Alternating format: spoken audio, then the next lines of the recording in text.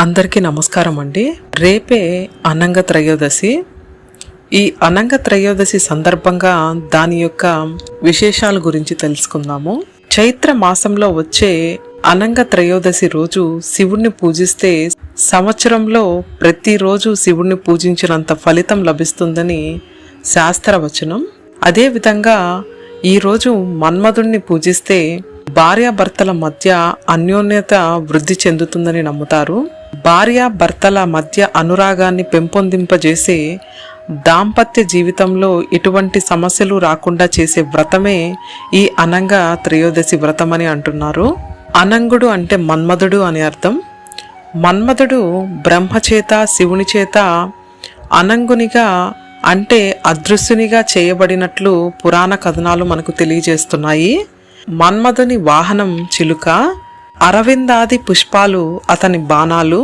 తారకాసుడనే రాక్షసుడు వరగర్వంతో సకల లోకాల్ని కష్టాలు పాలు చేయసాగాడు.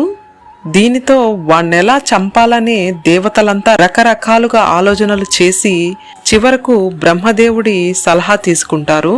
అందుకు శివుడు కుమారుడైతే తారకాసుని అంతమొందిస్తాడని సమాధానమిస్తాడు బ్రహ్మ.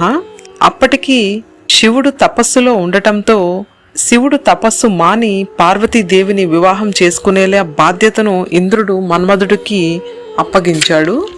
దీంతో మన్మధుడు తన బాణాన్ని శివునిపై ప్రయోగించాడు. శివుని మనసు చలించింది.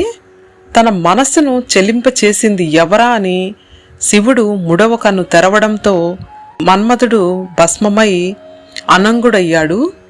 ఈ విషయం తెలిసిన రతీదేవి విలపించి శివుడిని ప్రార్థించింది.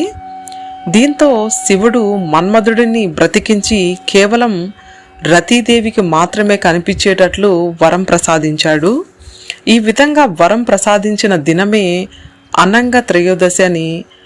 గంగా సరియు నది సంగమ ప్రాంతం ఒకప్పుడు అంగదేశంగా మన్మధుడి పేరు ప్రసిద్ధిగాంచింది. ఈరోజు పరమేశ్వరుడితో పాటు రతి మన్మధులను పూజిస్తే అన్యోన్యమైన దాంపత్య సిద్ధి కలుగుతుందని ధర్మసింధు వివరిస్తుంది. కామదేవాయ విద్మహే పుష్పబాణాయ ధీమహి తన్మో అనంగ ప్రచోదయాత్ అని అనంగ గాయత్రి జపం చేస్తే ఈరోజు చాలా మంచి ఫలితాలు కలుగుతాయని చెబుతున్నారు. ఈ మంత్రాన్ని స్మరించుకుంటూ రతి మన్మధులను పూజించాలని చెబుతారు.